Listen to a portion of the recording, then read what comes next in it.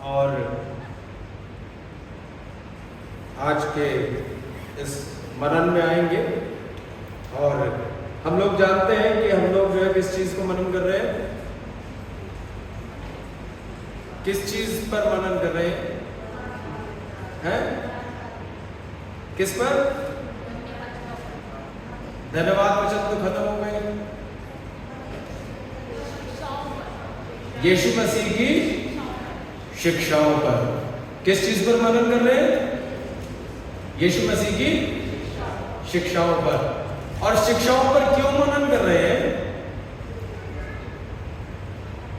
कोई बता सकता है शिक्षाओं पर क्यों मनन कर रहे हैं?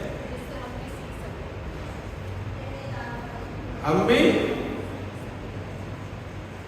सीख सके, यीशु मसीह के विषय में जान सके। ये बहुत जरूरी है हम सब के जीवन के लिए, क्योंकि यीशु मसीह की शिक्षाओं का गलत प्रचार यीशु मसीह के स्वर्गारोहण के बाद से ही है। जब यीशु मसीह का स्वर्गारोहण हो गया, वो स्वर्ग पर उठा लिए गए, तब से लगातार यीशु मसीह की शिक्षाओं को लेकर गलत शिक्षाएं जो है प्रचलित हैं। और वो गलत शिक्षाएं क्या हैं? वो गलत शिक्षाएं वो हैं जिसमें प्रभु यीशु मसीह की शिक्षाओं के साथ मानव शिक्षाओं को, मानव बुद्धि और मानव समझ को मिला दिया गया है। और इसीलिए मत्ती 5 से 7, 5वें अध्याय से लेकर 7वें अध्याय तक प्रभु यीशु मसीह ने जो शिक्षाएं दी, उनको मत्ती ने एक खंड में रखा है, जिससे कि हम उन शिक्षाओं को जान सके जो प्रभु यीशु मसीह की है। और ये शिक्षाएं जो मत्ती में लिखी हैं, ये तीनों सिनॉप्टिक गॉस्पेल यानी तीनों समानांतर सुसमाचारों में मिलती हैं, पर उनके खंड अलग अलग हैं। उनके खंड अलग अलग हैं, पर शिक्षाएं उसी रूप में मिलती हैं। तो इसका मतलब यह है कि प्रभु यीशु मसीह की जो बातें हैं, जिन्होंने उनको नोट किया, उन्होंने उनके महत्व को समझते हुए इसलिए नोट किया कि ये हम तक सही और सुरक्षित रूप में पहुंचने वाली हो सके और हम इनके सही मतलब को समझने वाले हो सके। अब तक हमने बहुत कुछ अध्ययन किया है और हमने जो है बहुत बातों को जानने का प्रयास किया है कि ये बातें जो है कैसी हैं और हमारे जीवन के लिए कितनी महत्वपूर्ण है। हमने पिछले संडे अध्ययन किया था किस चीज का?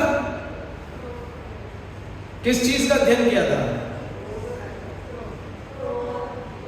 क्रोध का। आप अपनी क्रोध करते हैं या नहीं करते? हमने क्रोध को 2 शब्दों में समझा था। पहला था थुमोस। ग्रीक में जो है क्रोध जो है, एंगर जो है ना, उसको 2 शब्दों में व्यक्त किया गया। थुमोस, थुमोस मतलब एक ऐसा क्रोध जो कि पत्तियों के जलने के समान होता है, जो तुरंत जलती हैं और बुझ जाती हैं। और उसके बाद और एक ऐसा क्रोध है जो मन में सुलगता रहता है और उसको सुलगाते हैं, उसको जीवित रखते हैं। उसमें ज्वाला नहीं होती, उसमें आग नहीं होती, पर वो क्या होता है? भस्म कर देता है। आपने कभी लकड़ियां देखी हैं, जब मोटे मोटे लट्ठे रात में जलते हैं तो उनमें आग वैसी वाली नहीं होती जो दिखाई दे। जब छोटी छोटी पत्तियां डाली जाती है तो वो तेजी से भर भर करके जलती है, पर जब मोटे मोटे लकड़े जल रहे होते हैं तो वो रात भर सुलगते रहते हैं और सुबह तक राख हो जाते हैं। पर उनमें वो भयानक आग नहीं होती जो दिखती है, पर उनमें तपिश बहुत होती है, उनमें जलन बहुत होती है, उनमें नुकसान बहुत होता है। तो क्रोध को इसी रूप में समझा गया, इसी रूप में बताया गया और प्रभु यीशु मसीह ने उसी रूप में जो है हमारे सामने रखा है। हमने उस रूप में उसको समझा है कि नहीं समझा, ये हमें अध्ययन करना था। और पिछले संडे हमने इस बात का अध्ययन किया कि हम क्रोध को पालते हैं, और इस बात का भी अध्ययन किया कि प्रभु यीशु मसीह के यहाँ क्रोध करने वाले व्यक्ति की कोई जगह नहीं है। और इसीलिए क्रोध को अपने जीवन से रिमूव करना, हटाना, उस पर नियंत्रण करना बहुत जरूरी है। यीशु मसीह ने उस क्रोध की तो परमिशन दी जो कुछ क्षण का है। बाइबल ये कहती है कि क्रोध तो करो पर पाप ना करो, और सूरज ढलने से पहले तुम्हारा क्रोध शांत हो जाए, ये बाइबल कहती है। पर क्या है, लोग क्रोध करते हैं और नुकसान करते हैं, अपने जीवन का भी और दूसरे के जीवन का भी। और इसीलिए क्रोध के लिए जो दंड प्रभु यीशु मसीह ने बताया था वो क्या था, नर्क की आग। यदि हम अपने भाई पर क्रोध करते हैं और अरे मूर्ख कहते हैं, तो वो क्या है, नर्क की आग के योग्य है।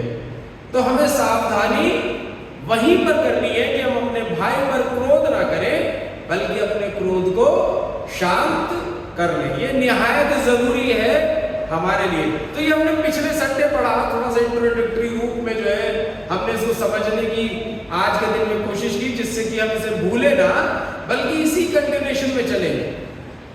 क्रोध को नियंत्रित रखें, उससे नुकसान ना होने दें।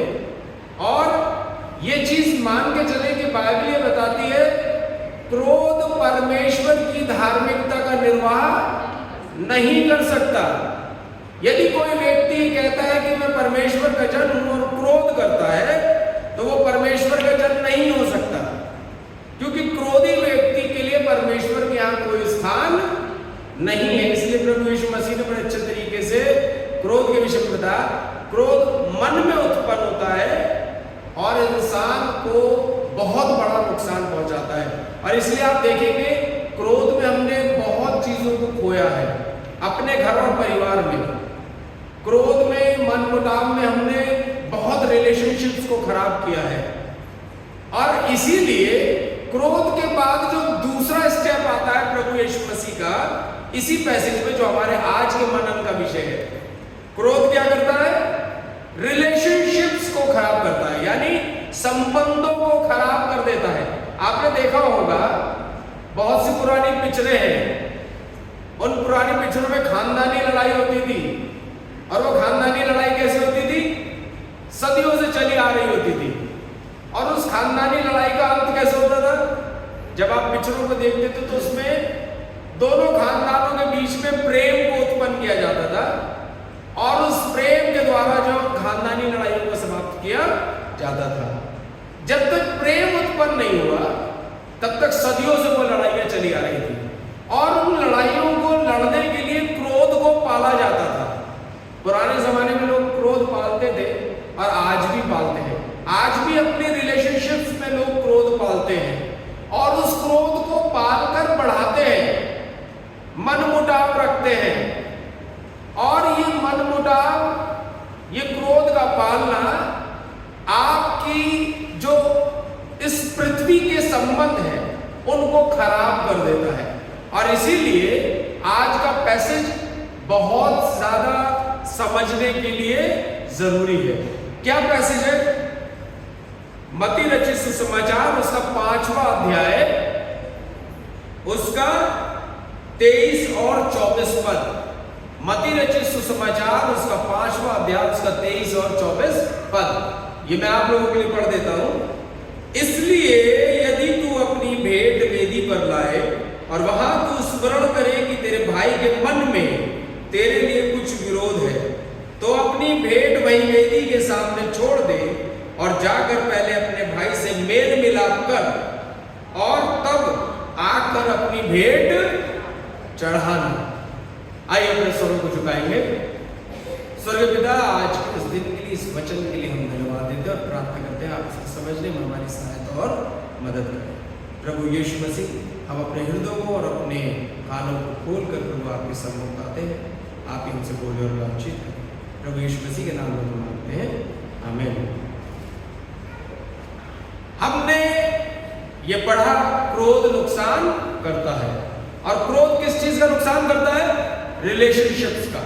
और आपने अक्सर देखा होगा कि जब हम गुस्सा करते हैं तो रिलेशनशिप भी सबसे पहले खराब होती है।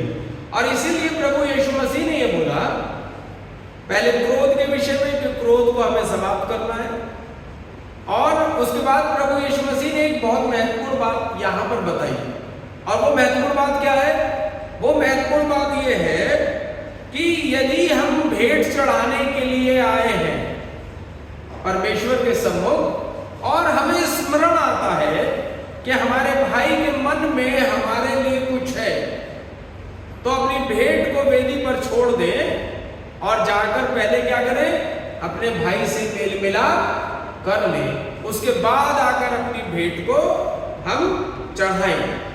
प्रभु यीशु मसीह ने यहूदियों को जब ये बात बोल रहे थे वो, तो एक बहुत महत्वपूर्ण बात को समझाया। यहूदी इस बात को जानते थे क्योंकि भेंट चढ़ाना, बलिदान करना उनकी रिलीजियस एक्टिविटी का एक हिस्सा था, बहुत महत्वपूर्ण भाग था। यहूदी लोग जो है इस बात को मानते थे कि बलिदान चढ़ाने से परमेश्वर के सम्मुख पापों की क्षमा होती है। और जिस समय मूसा की व्यवस्था दी गई तो मूसा की व्यवस्था में क्या दिया गया था? विधियां दी गई थी, कुछ बलिदान चढ़ाने की विधियां थी। सबसे पहली विधि जो परमेश्वर और मनुष्यों के बीच में संबंध को बनाती है, जहां पर मृत्यु से छुटकारा था, वो फसह का पर्व था, जहां पर फसह के मेमने को बलि किया गया और उसके बाद परमेश्वर और परमेश्वर के लोगों का संबंध स्थापित हुआ और परमेश्वर अपने लोगों की अगुवाई करता हुआ उन्हें मिस्र से निकाल लाया। तो वहां से जो बलि की व्यवस्था आरंभ हुई, बलिदान देने की व्यवस्था आरंभ हुई, वो व्यवस्था रेस्टोरेशन की व्यवस्था थी, मतलब पुनः स्थापन। पुनः स्थापन का मतलब क्या होता है? एक चीज है वो पहले से मौजूद है पर बिगड़ गई है, गड़बड़ा गई है, खराब हो गई है और हम उसको पुनः स्थापित करते हैं। कोई नई नहीं बना रहे हैं, कुछ नया नहीं है, बल्कि पुनः स्थापन कर रहे हैं, उसको दोबारा से बना रहे हैं। इसको बोलते हैं रेस्टोरेशन, मतलब किसी बिगड़ी चीज को स्थापित करना। जो संबंध परमेश्वर और मनुष्यों के बीच में था वो पाप की वजह से गड़बड़ा गया, बिगड़ गया और परमेश्वर ने उस संबंध को पुनः स्थापित किया। तो जो बलिदान है वो बलिदान इस बात का सूचक है कि जब बलिदान चढ़ाया जाता है तो वो रिलेशनशिप रेस्टोरेशन है, यानी संबंधों का पुनर्स्थापन है। और वो संबंध किसके साथ पुनः स्थापित किया जा रहा है? परमेश्वर के साथ। हम परमेश्वर के भवन में इसीलिए आते हैं। किस लिए आते हैं? कि अपने संबंध को परमेश्वर के साथ रेस्टोर कर ले, हम अपने संबंध को परमेश्वर के साथ पुनः स्थापित कर ले। परमेश्वर की उपस्थिति इसीलिए महत्वपूर्ण है, परमेश्वर के सम्मुख आना इसलिए महत्वपूर्ण है।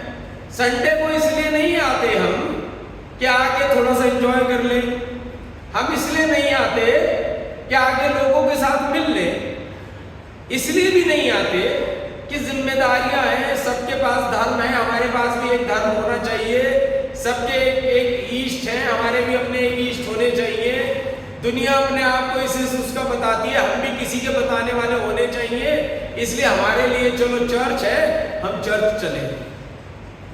आधे लोग कलीसिया में सिर्फ किस लिए आते हैं? इसीलिए आते हैं कि चलो आओ चर्च चले, आज संडे का दिन है, जरूरी है जाना है। क्या सोच के आते हैं? संडे का दिन है, जरूरी है जाना है, चलो चलते हैं। भारी मन के साथ आते हैं, आनंद के साथ नहीं आते। अगर आनंद के साथ आते होते तो कैसे आते? जब आप शादियों में जाते हैं तो कैसे जाते हैं? भारी मन से। ओहो शादी में जाना, मेरे घर में तो कभी कभी ऐसा भी क्योंकि हम शादियों में, पार्टियों में लोगों के घर जा जाके हमारे बच्चे बहुत बोर हो जाते हैं, तो वो क्या करते हैं, उन्हें ना बड़ा गुस्सा आता है जब कहते हैं आज मीटिंग है, आज शादी है, आज पार्टी है, आज इसमें जाना है, तो वो कहते हैं अरे आज मुझे होमवर्क है, तो वो थोड़े से फेडअप हो गए। क्या करें, लोहार के घर के हैं, चिंगारियां देख देख के कॉमन हो गए। पर क्या है, लोग जब शादी में जाते हैं तो तैयारियां करते हैं, कपड़े सिलवाते हैं, मेकअप करते हैं और ना जाने क्या क्या तैयारियां करके आनंद के साथ जाते हैं। परमेश्वर के साथ मिलने के लिए, आने के लिए लोग कैसे आते हैं, ओहो आज संडे, चलो आओ, अरे सुनो ऐसा है पादरी साहब तो बहुत लंबी झक मारते हैं, हमारा चर्च तो 2 घंटे चलता है, आखिर के 1 घंटे में चलेंगे, शुरू की बकवास खत्म हो जाएगी, इसके बाद की बकवास सुन लेंगे। तो आधे लोग आखिर के 1 घंटे के लिए आते हैं।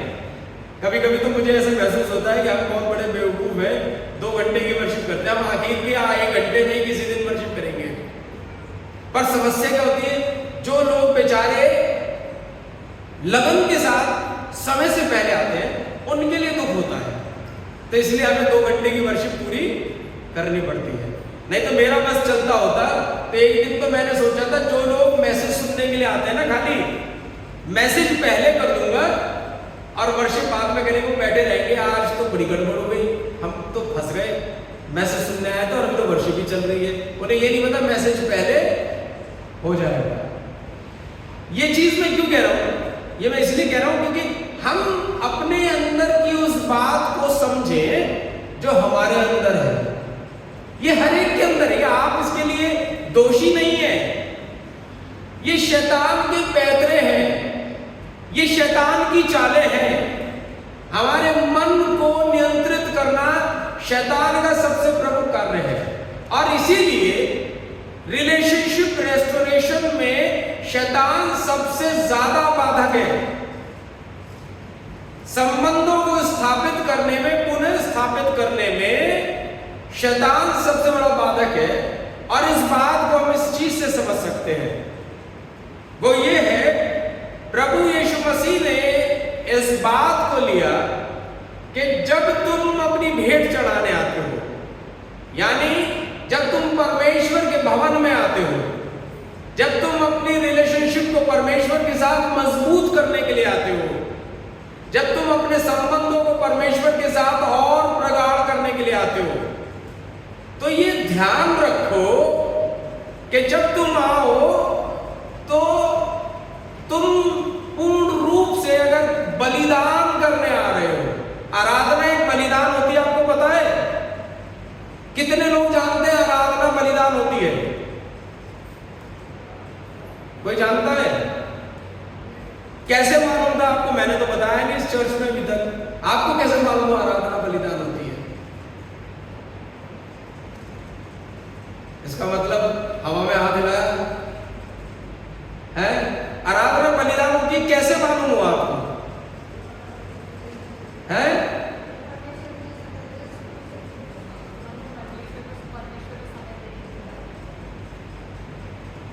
चलिए, जो कह रहे हैं आप बिल्कुल ठीक है। अगर आपको ये मालूम है कि आराधना बलिदान है, तो इसका मतलब जो है आप परमेश्वर को बहुत अच्छे तरीके से जानते हैं। जब हम यहाँ आते हैं तो हम परमेश्वर के सम्मुख बलिदान चढ़ाने के लिए आते हैं, भले हम मेमना लेकर ना आते हो। पुराने समय में लोग जब परमेश्वर के भवन में जाते थे तो भेंट लेके जाते थे। बाइबल में लिखा है जब तुम परमेश्वर से भेंट करने आए तो छूछे हाथ नहीं आना, यानी खाली हाथ नहीं आना। जब हम परमेश्वर से भेंट करने जाते हैं तो हम कुछ लेकर जाते हैं। बलिदान में जब जाते हैं तो कुछ लेकर जाते हैं जो हम परमेश्वर को चढ़ाएंगे, जिससे रेस्टोरेशन होगा। और वो बलिदान क्या है? बलिदान इसलिए जरूरी है कि जो टूट गया है, जो रिलेशनशिप टूट गई है पाप की वजह से, उस रिलेशनशिप को पुनः स्थापित करना है। और वो रिलेशनशिप पुनः स्थापित कैसे होगी? जब तक कि हम बलिदान नहीं चढ़ाएंगे। बलिदान क्या होता है?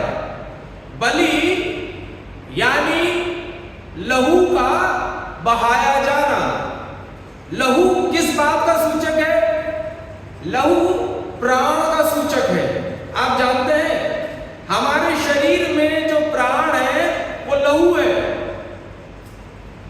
उसी के द्वारा हमारे शरीर में सब कुछ चलता है। अगर आपके शरीर से लहू बह जाए, लहू खराब हो जाए, उसमें कोई कमी आ जाए तो हमारी मृत्यु हो सकती है। हत्यारे हत्या करने के लिए क्या करते हैं? आपका लहू बहाते हैं। कैसे बहाते हैं? गोली मारेंगे, तोप मारेंगे, चक्कू मारेंगे, ब्लेड मारेंगे। इस तरीके से क्या करेंगे? आपके शरीर से लहू बहा देंगे। फिर क्या है? अगर लहू खराब करना है तो जहर दे दो। जब जहर लहू में जाता है तो क्या करता है? लहू को खराब कर देता है। जब सांप काट लेता है तो सांप का जो जहर है वो किसमें चलता है? लहू में चलता है और पूरे शरीर को खराब कर देता है। लहू खराब हो जाता है और इसी लहू के रोक देने से, इसके जब आपके शरीर में संचालन रुक जाता है तो भी मृत्यु हो जाती है। यानी परमेश्वर के सम्मुख जो संबंध टूटा है वो पाप की वजह से टूटा है और पाप की वजह से टूटे हुए संबंध को जोड़ने के लिए पाप की मजदूरी मृत्यु जरूरी है चढ़ाना। और इसीलिए परमेश्वर के साथ रिलेशनशिप जोड़ने के लिए बलिदान करना है, बलिदान में बलि करना है। और बाइबल बताती है कोई व्यक्ति अपने आप को बलि नहीं करता और ना ही परमेश्वर को मानव बलि चाहिए। परमेश्वर सबसे ज्यादा मानव बलि से नफरत करता है। इसीलिए परमेश्वर को मानव बलि नहीं चाहिए। पर परमेश्वर के यहां नियम है कि अगर पाप किया तो उसकी मजदूरी चुकानी पड़ेगी।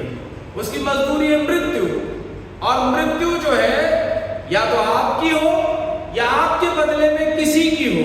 और इसीलिए बलिदान चढ़ाने के लिए लोग क्या करते थे? बलिदान पाप के आकार की वस्तु लेकर आते थे और वो वस्तु लेकर जब आते थे तो उसके द्वारा क्या होता था? रिलेशनशिप रेस्टोरेशन होता था। जब कोई व्यक्ति बलि चढ़ाने आता था तो वो क्या करता था? उस मेमने के सर पर अपने हाथ रखता था और मेमने के सर पर अपने हाथ रखने के बाद अपने गुनाह को कबूल करता था। अपने गुनाह को कबूल करते हुए क्या बोलता था? हे परमेश्वर, मैं गुनहगार हूं, मैंने गलती की है, मैंने पाप किया है, मैंने चोरी की है, मैंने व्यभिचार किया है, मैंने ये किया है या मैंने वो किया है। और उसके बदले में वो क्या करता था? अपने सारे गुनाहों को कन्फेस कर उस मेमने के सर पे रख देता था और उस मेमने का लहू उस व्यक्ति के बदले बहा दिया जाता था। पाप का रेस्टोरेशन हो जाता था, परमेश्वर के साथ संबंध जुड़ जाता था। यहां तक तो हम समझ गए। हम सभी चाहते हैं कि हमारा परमेश्वर के साथ संबंध अच्छा हो जाए। यीशु मसीह ने एक नई बात यहां पर जोड़ दी। ये नई नहीं है, पर ये बहुत महत्वपूर्ण बात है जो यीशु मसीह ने यहां पर भेंट लेकर आने के लिए परमेश्वर के भवन में जोड़ दी। और ये बात क्या है? ये बात यह है कि जब तू अपनी भेंट लेकर आए और तुझे ज्ञात हो कि तेरे भाई के मन में कुछ गड़बड़ है तेरे प्रति, तो जा तुरंत पहले उसको निपटा। प्रभु यीशु मसीह ने एक चीज ये बताई, परमेश्वर के साथ संबंध तब तक स्थापित नहीं हो सकता जब तक कि हम अपने भाइयों के साथ पृथ्वी पर अपने संबंध को सही ना कर ले। अगर हमें परमेश्वर के साथ संबंध को सही करना है तो सबसे पहली चीज प्रभु यीशु मसीह के यहां महत्वपूर्ण क्या है? हमें अपने संबंधों को अपने भाई और बहनों और लोगों के साथ जो पृथ्वी पर है सही करना है। अगर हमारी रिलेशनशिप अपने भाई और बहनों के साथ रेस्टोर नहीं होती तो परमेश्वर के साथ संबंध नहीं बन सकता। और इसीलिए प्रभु यीशु मसीह ने यहूदियों की इस विधि के द्वारा, बलिदान की इस विधि के द्वारा उन्हें ये बात बताई, क्योंकि वो आधी से ज्यादा चीज को जानते थे। बलिदान पाप और मनुष्य और परमेश्वर के बीच में संबंध को स्थापित करने के लिए, पाप को रिमूव करने के लिए है। तो जब बलिदान परमेश्वर और मनुष्य के बीच के संबंध को स्थापित करने के लिए है, तो प्रभु यीशु मसीह ने बताया वो संबंध तब तक स्थापित नहीं हो सकता कि जब तक तुम अपने भाइयों के साथ अपने संबंध को स्थापित ना कर लो। इसीलिए यूहन्ना और पतरस इसी चीज पर जोर देते हैं। यदि कोई ये कहता है कि मैं परमेश्वर से प्रेम करता हूं और अपने भाई से बैर करता है, तो वो अपने आप को धोखा देता है। क्योंकि यदि कोई व्यक्ति अपने भाई को जिसको वो देखता हो प्रेम नहीं कर सकता, तो परमेश्वर को जिसने उसे नहीं देखा कैसे प्रेम कर सकता है? आप कैसे परमेश्वर के साथ अपने संबंध को सुधार सकते हो? संसार इसी धोखे में है। बहुत से लोगों को तो मालूम ही नहीं है। वो सोचते हैं भक्ति और परमेश्वर के या परमेश्वर के भवन में उनके अपने आराधनालयों में जाने से, उनके विजिट कर लेने से, वहां खड़े हो जाने से और अपनी क्षमा मांग लेने से बहुत कुछ हो जाता है। नहीं, यहूदी लोग इस चीज को जानते थे। जब परमेश्वर ने उनको व्यवस्था दी और वहां लिखा था चोरी ना करना, और यदि कोई चोरी कर ले तो ये स्थापित करना, बलिदान देना, बलिदान देने से संबंध सही हो जाएगा। पर उससे पहले था चोरी की कॉन्सिक्वेंसेस को भी ठीक करना। आपके द्वारा किए गए गुनाह से जो नुकसान हुआ है उसकी भरपाई करना। आप में से कितने लोग जकई को जानते हैं? जकई जो है उसने क्या कहा था प्रभु यीशु मसीह के सम्मुख?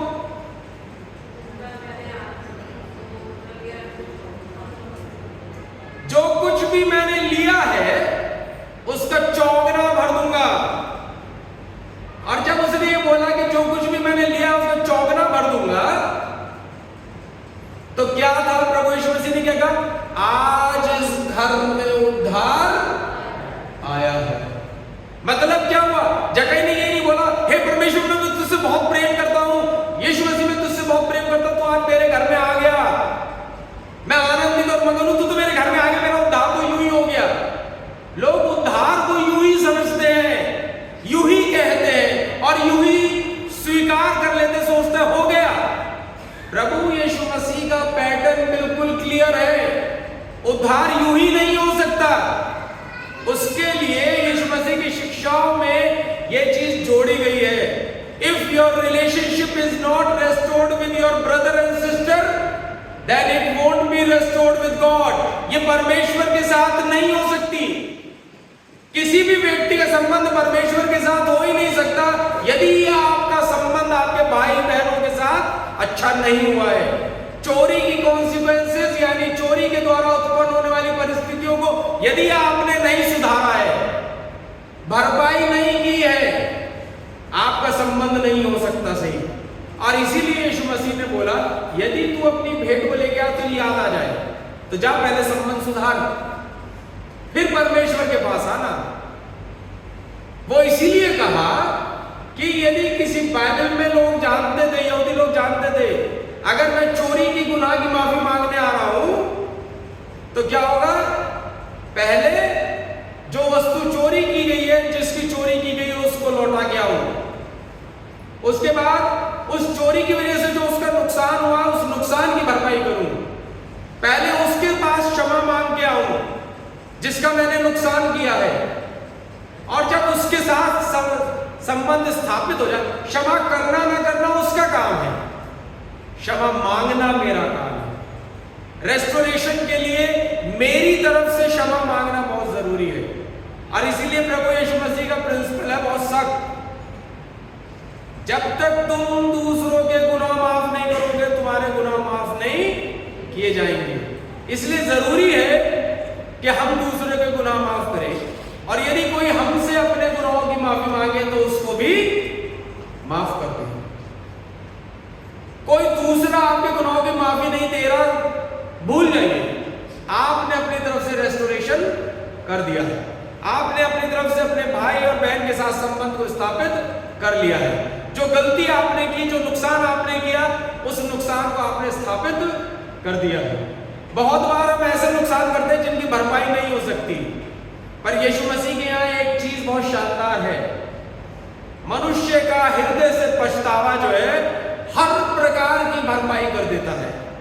प्रेम जो है हर प्रकार की भरपाई कर देता है। यदि हम सच में हृदय से अपनी गलती के लिए पछताते हैं तो वो भरपाई कर देता है। जरूरी नहीं है कि आपने अगर किसी की पेंसिल तोड़ी हो तो उसको पेंसिल लाके दें या उस टूटी हुई पेंसिल को जोड़ने की कोशिश करें, नहीं, क्षमा मांगकर उसके साथ संबंध को सुधारें। आगे से उसके साथ कोई ऐसी बात ना करे जिसमें वो एहसास उसको दोबारा हो कि हमने उसका कोई नुकसान किया है। मुझे एक बहुत अच्छी पिक्चर याद आती है, पुराने टाइम में मैं बचपन में मैंने देखी थी। वो पिक्चर थी दुश्मन। उस दुश्मन पिक्चर में क्या था, जो ट्रक ड्राइवर था वो रात में धुंध में जा रहा था, तभी एक आदमी ट्रक के सामने आ गया, कुचला गया और मारा गया। ड्राइवर ने पी भी रखी थी तो जज ने उसको सजा दी, एक नई प्रकार की सजा दी। जज ने बोला जिस आदमी को तुमने मारा उसका खेत खड़ा हुआ था, उसकी फसल कटनी थी, उसका सब कुछ था, अब वो क्या करेगा, उसके परिवार के लिए क्या होगा, उसके बीवी बच्चे क्या करेंगे। अब तुम्हारी सजा ये है कि तुम जाओगे 1 साल तक उसके खेत में फसल बोओगे और वो सब काम जो है, जो मेहनत वो करता था वो तुम करोगे, उसके परिवार का पालन पोषण करोगे। उसको वो सजा दी गई और वो आदमी जो है, वो ड्राइवर जो है उस घर में आया, मारा। पहले लोगों ने उसको हिकारत की दृष्टि से यानी हेट करते हुए हेटरेट से देखा, पर धीरे धीरे उसके अच्छे व्यवहार ने पूरे परिवार में अपनी जगह बना ली। इसको बोलते हैं रिलेशनशिप रेस्टोरेशन। उस आदमी की वजह से जो नुकसान हुआ, उसके ट्रक के नीचे आने से जिस व्यक्ति की मृत्यु हुई, उसके नुकसान की भरपाई में उसने वहां पर रिलेशनशिप को रेस्टोर किया। ये कोर्ट की सजा थी, ये मूवी का सीन था, पर बहुत शानदार। परमेश्वर भी यही चाहता है, पहले हम अपने भाइयों के साथ अपने संबंध तो सुधार लें। जब तक हम अपने लोगों के साथ अपने संबंध नहीं सुधारेंगे, भवन में आके कितने भी बड़े भक्त बन जाएं, ऐसे भक्त दुनिया में सैकड़ों गलियों में कौड़ियों के भाव घूम रहे हैं जो बहुत बड़े भक्त हैं, दूसरे का गिरेबान पकड़ते हैं और अपने ईश्वर के साथ बोलते हैं हमारा संबंध बहुत अच्छा है। ऐसे लोगों को परमेश्वर नहीं पूछता, परमेश्वर उनको पूछता है जो रेस्टोरेशन के साथ आते, पीस रेस्टोरेशन यानी शांति की स्थापना। पहले अपने भाई के साथ जो नुकसान किया है, अपने लोगों के साथ जिनका नुकसान हुआ है, उनके साथ संबंध स्थापित करो, फिर आओ, और जब आओ तो अपनी भेंट लेकर आओ, फिर परमेश्वर के साथ तुम्हारा संबंध स्वतः ही सही हो जाएगा। फिर परमेश्वर के साथ तुम्हारा जो संबंध अपने आप शानदार हो जाएगा। और इसीलिए अनेक प्रकार की बलियां हैं। यहूदी लोगों को जब प्रभु यीशु मसीह ने यह वचन सुनाया तो वो समझ गए कि प्रभु यीशु मसीह क्या कहना चाहता है। जो बलिदान बिना किसी भरपाई के आता था वो व्यर्थ माना जाता था और उसको जो है बाहर, मंदिर के बाहर बलि करके जला दिया जाता था। उसका कोई भी क्रेडिट उस आदमी को नहीं मिलता था जो उस भेंट को लेकर आया है। यदि हम परमेश्वर से मिलने आते हैं तो पहले अपने सारे संबंधों को सुधार कर आए। इसलिए यहां पर कहा है, जब तुम आते हो भेंट लेकर, बलि लेकर, बलिदान लेकर, तो पहले ये देखो कि कहीं तुम्हारे भाई के मन में तो कुछ नहीं है। मैं आप लोगों को एक चीज बताना चाहता हूं, मैंने अपने जीवन में इस प्रिंसिपल का बहुत फॉलो किया। यदि मुझे ये ध्यान आ जाए किसी के साथ मेरा झगड़ा है तो पहले मैं माफी मांग लेता हूं। मैं यहाँ होली कम्युनियन डिस्ट्रीब्यूट नहीं कर सकता जब तक कि मैं अपने संबंध को उस व्यक्ति के साथ ना सुधार लूं। जब इन बातों का मुझे पता लगा, समझ में आना शुरू हुआ, फिर मैंने कभी किसी के साथ संबंध बिगड़े में रखे नहीं। झगड़ा हुआ, क्रोध तो हुआ, कभी कभी पत्तियों वाला तेज क्रोध भी होता है, वैसा हुआ, कहासुनी हुई, टकराव हुए, पर तुरंत उनको सुधार लिया। मेरी तरफ से कोई बैर नहीं। अगर कोई मेरे पास आए तो मैं उसका स्वागत खुले दिल के साथ करता हूं। मैं क्रोध को पालता नहीं, क्योंकि क्रोध पालना पाप पालने जैसा है। और आप अपने जीवन को भस्म करते हो। धीरे धीरे जीवन राख हो जाता है, पता नहीं लगता। पर प्रभु यीशु मसीह कहते हैं अगर हम क्षमा कर देते हैं तो क्या होता है, प्रभु भी हमारी भेंट को स्वीकार करता है। इसलिए यदि हम प्रभु के भवन में आए, उसके सम्मुख आए, तो सबसे पहले अपने आपसी संबंध को सुधार कर आए। जिसके साथ भी झगड़ा हो, कितना भी बड़ा झगड़ा क्यों ना हो, पहले उस झगड़े को निपटा लें, उस झगड़े को हम स्थापित कर लें और फिर परमेश्वर के भवन में अपनी भेंट लेके आए। क्या लिखा है, नहीं तो भेंट व्यर्थ है, सब कुछ व्यर्थ है, आपको कुछ नहीं मिलेगा, कोई क्रेडिट नहीं मिलेगा। अब जब हमें मालूम है परमेश्वर तो हमारा मन देखता है, तो हम परमेश्वर को धोखा नहीं दे सकते। धोखा केवल वही लोग देते हैं अपने ईश्वर को जिन्हें मालूम नहीं कि ईश्वर मन को देखता है। इसलिए वो देखते हैं कि हमने जो बाहर से किया उससे हमारा सब काम सेटल हो गया। बहुत से लोग ऐसे जिंदगी भर दूसरे का हक मारते रहे और एक भंडारा कर दिया तो सोचा पाप धुल गए। सारी जिंदगी लोगों की जो है हिस्सों में से अपना उनका हिस्सा लूटते रहे, मजदूर की मजदूरी मारते रहे, ईमानदारी से कभी किसी का नहीं दिया, और उसके बाद उन्होंने सोचा कि हम जो है स्नान करके आ गए, हमारे पाप धुल गए। नहीं, पाप तब तक नहीं धुलता जब तक कि उसकी भरपाई नहीं होती। अब भरपाई कैसे हो सकती है? मन के पछतावे के द्वारा। जिस व्यक्ति के विरुद्ध हमने कुछ किया है उसके सम्मुख जाकर अपने संबंध को पुनः स्थापित करने के लिए अपने मन से पछतावे के साथ क्षमा मांगे। क्षमा करे ना करे उसके ऊपर छोड़ दे, क्योंकि उसके लिए वो नियम लागू हो जाता है कि जब तक तुम किसी के गुनाह माफ नहीं करोगे तुम्हारे भी गुनाह माफ नहीं किए जाएंगे। आपने क्षमा मांग ली, आप परमेश्वर के सम्मुख आए, परमेश्वर आपकी भेंट को स्वीकार करेगा, आपको और परमेश्वर का संबंध स्थापित हो जाएगा।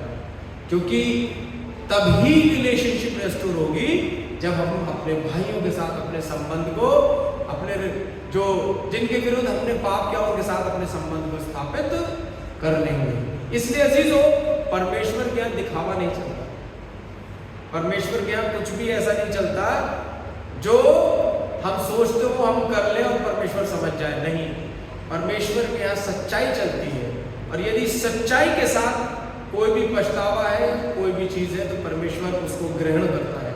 और इसलिए प्रभु यीशु मसीह ने यह बोला कि जब तू अपनी भेंट लेकर आए तो अपनी भेंट को छोड़ दे, जा संबंध स्थापित कर, फिर आ और फिर अपनी भेंट को परमेश्वर के सम्मुख चढ़ाना। और इसलिए बहुत शानदार चीज जो यह है वो यह है कि प्रभु यीशु मसीह के यहाँ जो सबसे ज्यादा आधारभूत सच्चाई है वो ये है कि जब तक हम अपने भाई बहनों के साथ अपने संबंध को ना सुधार लें तब तक परमेश्वर के साथ हमारा संबंध कभी भी नहीं सुधरेगा। सीधा सा प्रिंसिपल है। इसलिए ये ना देखें कि लोग क्या करते हैं, परमेश्वर जो चाहता है केवल वो ही करना परमेश्वर को स्वीकार्य है। और परमेश्वर ये चाहता है कि हमारे संबंध सत्य हो, झूठ पर आधारित न हो। इसीलिए वो तभी आपको ग्रहण करेगा जब आपके आपसी संबंध एक दूसरे के साथ सही हो, जब आपने एक दूसरे को क्षमा किया होगा, जब आपने एक दूसरे के साथ मेल मिलाप कर लिया होगा, तभी परमेश्वर के साथ संबंध सही होंगे। और यदि किसी के मन में किसी के लिए कोई भी बैर है और फिर भी वो कह रहा है कि मैं परमेश्वर का बहुत बड़ा भक्त हूं, तो समझ लीजिए वो क्या कर रहा है, आप ही बता दीजिए वो क्या कर रहा है, अपने आप को धोखा दे रहा है। और अपने आप को धोखा देने वाला व्यक्ति मूर्ख होता है, वो सच्चाई को नहीं जानता है। परमेश्वर आप सबको बहुत की आशीष दे, अपनी दया और अपने अनुग्रह में बना के रखे। आइए हम अपने स्वरों को झुकाएंगे। स्वर्ग पिता, धन्यवाद के साथ आपके पास आते हैं आज के इस दिन के लिए। धन्यवाद है प्रभु, जब हम प्रभु इस वचन को सुनते हैं तो हमें मालूम है कि प्रभु पाप की क्षमा लहू के बहे जाने से है। पर आपने प्रभु यीशु मसीह इस बात को कहा है कि जब तक हम अपने संबंधों को आपस में ना सुधारें, हम कितना भी लहू क्यों ना बहा लें, हमारे पापों की क्षमा नहीं हो सकती। इसलिए प्रभु यीशु मसीह आपने अपने आप को हमारे लिए बलिदान कर दिया कि अब हमें जो है लहू बहाने की जरूरत नहीं, बल्कि हृदय से पश्चाताप करते हुए अपने भाई के साथ अपने संबंध को सुधारने की जरूरत है। यदि हमने अपने भाई के साथ अपने संबंध को सुधार लिया तो परमेश्वर के सम्मुख हमारी भेंट ग्रहण योग्य है और हमारा परमेश्वर के साथ संबंध सही और मजबूत है। धन्यवाद हो प्रभु इस वचन के लिए जिसके द्वारा आपने बातचीत की। हम सारा आदर मान आपको देते हैं प्रभु यीशु मसीह के नाम में मांगते हैं, आमीन। एक बात मैं पूछना चाहता हूं, आप लोगों को ये शिक्षाएं समझ में आ रही है या नहीं आ रही है? कुछ सही है या नहीं है? क्योंकि बहुत से लोग शायद बोर हो गए। बोर तो नहीं हुए आप लोग?